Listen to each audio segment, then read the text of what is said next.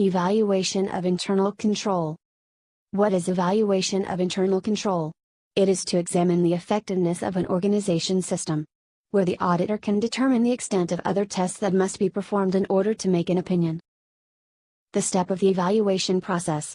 1. Determine the extent and type of control used by the client. 2. Determine which of the control that the auditor intends to rely on. 3. Determine the audit procedure either to increase or decrease that is based on what the first and second step result.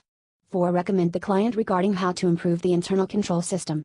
Assessment and documenting understanding of internal controls. The auditor will document the information obtained and their understanding of the client's internal control design in the form of narrative description, internal control questionnaire and checklist, flowchart. The narrative description should consist of segregation of duties, origin document, the record of the document, and the arrangement of the document and the record.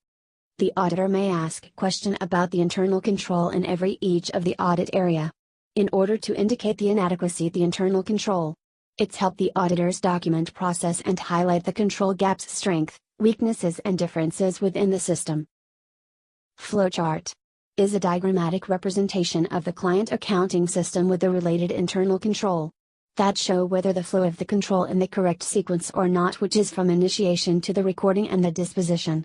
This will help the auditor in order to identify the control and knowing the differences of the internal control.